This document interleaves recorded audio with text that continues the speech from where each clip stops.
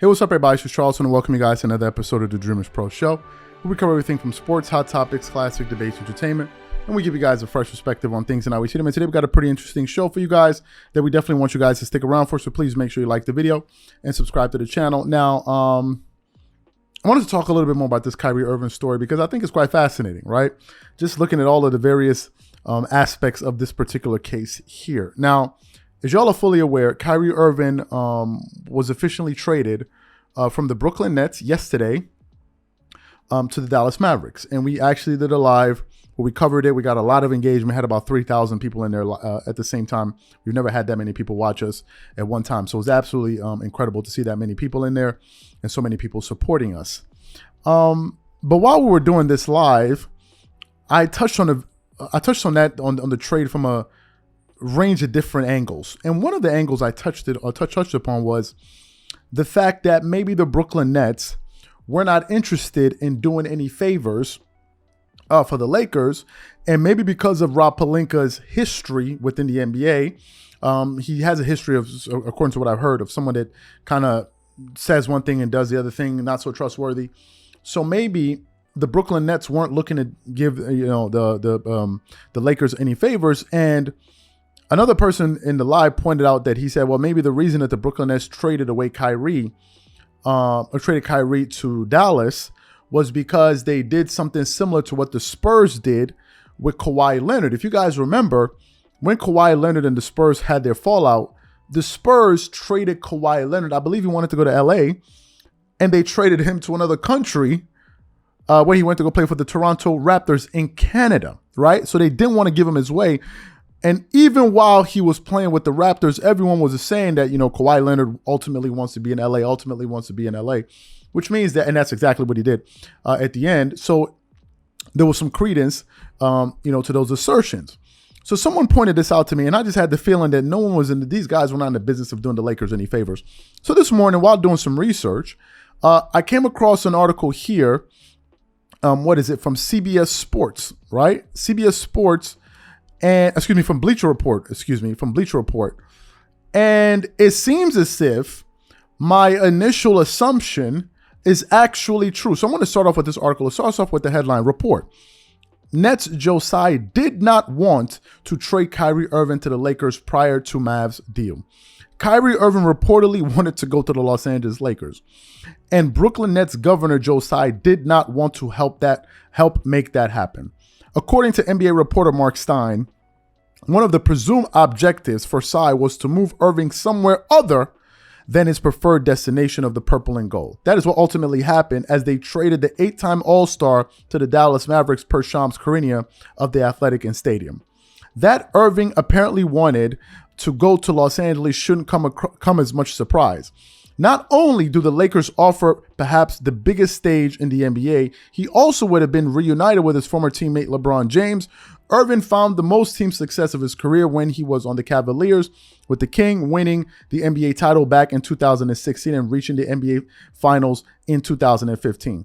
James may have been disappointed with the Los Angeles Lakers' failure to land Irving as well and released a rather cryptic tweet.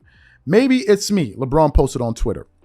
The Lakers front office at least tried.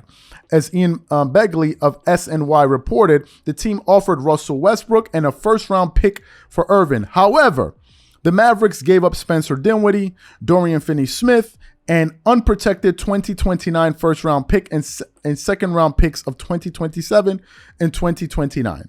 It is a notable package of players and assets, but Luka Doncic now has another superstar to play alongside as the Mavericks attempt to build on last season's Western Conference Finals appearance. As for the Lakers, there may not be many other realistic places to turn to ahead of Thursday's deadline if they plan on building a roster that could realistically win the NBA championship. So, y'all heard what the article had to say from a reputable source. Tsai did not want to give the Lakers a solid. He didn't want to do them a favor.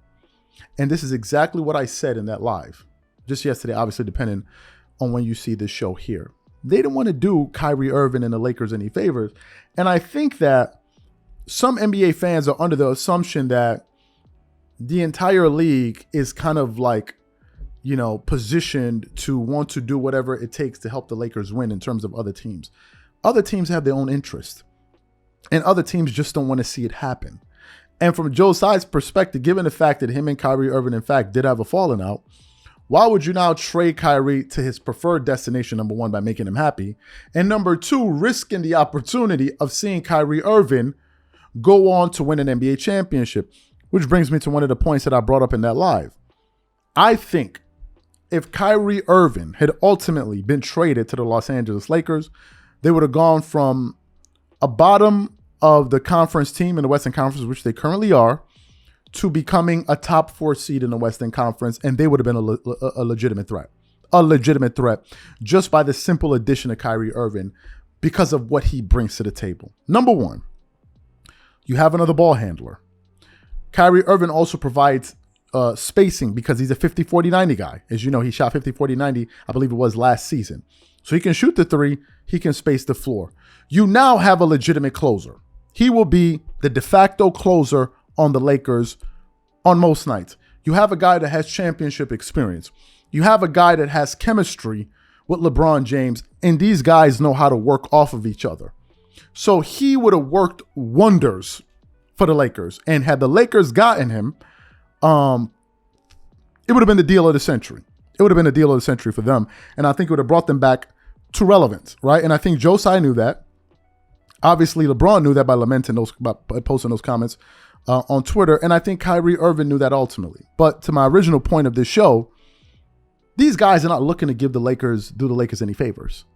And they don't have to, right? They don't have to. You have a situation where you have a Brooklyn Nets team that's essentially imploding right in front of our eyes. Literally imploding. Why would they then turn around and then send one of the guys that they're disgruntled with to a team that would help them win the NBA championship? I think the Lakers not getting Kyrie, that was their last chance, unless they can get him next year. But then next year, LeBron's going to be older and all of these different things, so we have to wait and see.